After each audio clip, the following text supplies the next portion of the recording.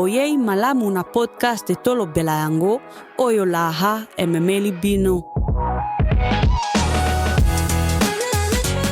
Laha ezali platforme moko ya internet epai wapi bilenge basi mpe basi bakoki kozwa sango na tina na bokolongono na bango bokengi mpe bolamu ya bomoi.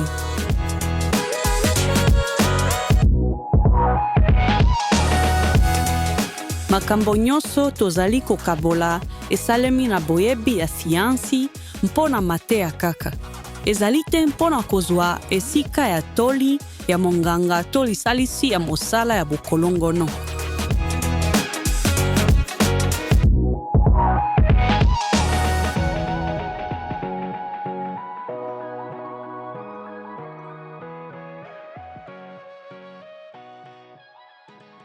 Ngai kombo na ngai Sairan mpe nazali awa pona kolobela bino batoli misato.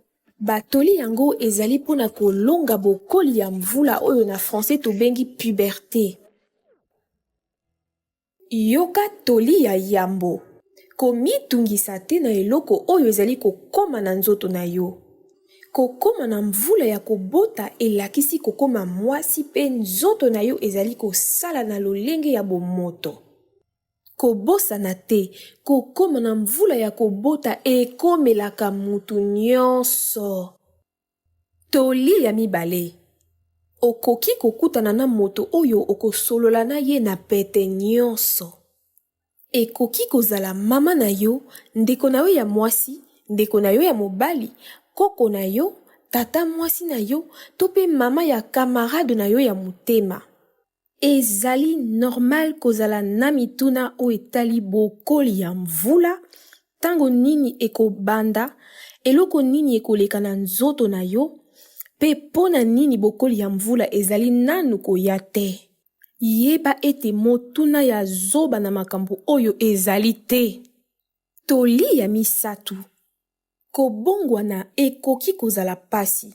Pe okoki koboya biloko mosusu o etali kokola ya mvula. Kasi kanisa ete, nzoto na yo ezali kosala elongo na yo, mpona kokolisa yo, mpe okoma mwasi. Yango kutu ezali likambo ya kosepela na yango.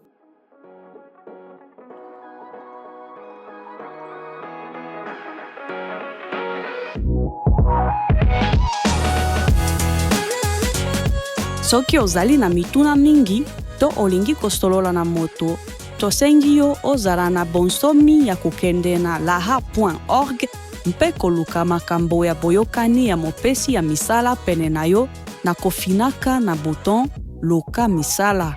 To mpona koluka masolo mosusu salela boluki ya fonction